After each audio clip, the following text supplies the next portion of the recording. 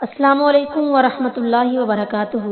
آج کے سبق کا آغاز ہم سورہ آل عمران کی آیت نمبر 8 سے کرتے ہیں۔ اعوذ باللہ من الشیطان الرجیم، بسم اللہ الرحمن الرحیم۔ ربنا، اے ہمارے رب، لا تزغ، نہ پھیر، قلوبنا، ہمارے دل، بعد، بعد، اذ، جب، ہدیتنا، تو نے ہمیں ہدایت دی، وہب لنا، اور عنایت فرما ہمیں، من لدنک، اپنے پاس سے، رحمتن، رحمت، انک، بے شک تو، انت الوہاب، سب سے بڑا دینے والا ہے۔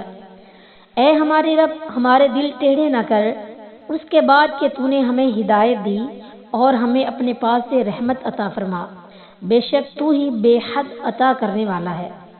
یہ وہ دعا ہے جو راسخ فی العلم حضرات اللہ تعالیٰ کے حضور کرتے رہتے ہیں۔ ہدایت پر ثابت قدمی کی دعا کے ساتھ قیامت کے دن اللہ کے سامنے پیش ہونے کا یقین بھی ہر وقت ان کے پیش نگاہ رہتا ہے۔ ان کی اصل کوشش اور دعا دنیا کے لیے نہیں بلکہ آخرت کے لیے ہوتی ہے۔ حضرت ام سلمہ رضی اللہ تعالی عنہ سے روایت ہے کہ رسول اللہ صلی اللہ علیہ وسلم اکثر یہ دعا کیا کرتے تھے، یا مقلب القلوب ثبت قلبی علی دینک، اے دلوں کو پھیرنے والے، میرے دل کو اپنے دین پر ثابت رکھ۔ ترمذی الدعوات، باب دعا یا مقلب القلوب، حدیث نمبر 3522۔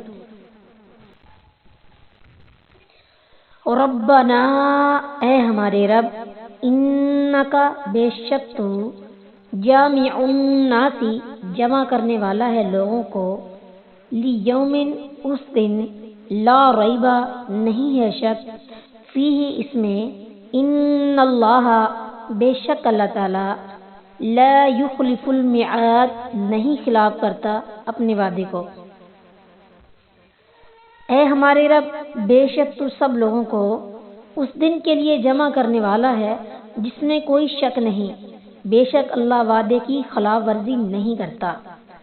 ان الذین، بے شک وہ لوگ جو، کفروا، انہوں نے کفر کیا، لن تغنیا، ہرگز نہ کام آئیں گے، عنہم، ان کے، اموالہم، ان کے مال، ولا، اور نہ، اولادہم، ان کی اولاد، من اللہ، اللہ سے، شیئن، کچھ بھی، واولئک، اور وہی ہیں، ہم وہ، وقود النار، ایندھن بنیں گے آگ کا۔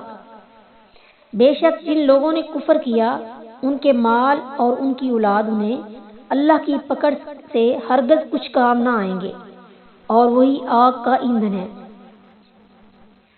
کداب آل فرعون، اس کی ترکیب کے لیے سورہ انفال کی آیت نمبر 52 اور 53، یعنی جس طرح کا عذاب قوم فرعون اور پہلی امتوں کو رسولوں کو جھٹلانے کی وجہ سے دیا گیا، اسی طرح کا عذاب ان اموال و اولاد والے کفار کو دیا جائے گا۔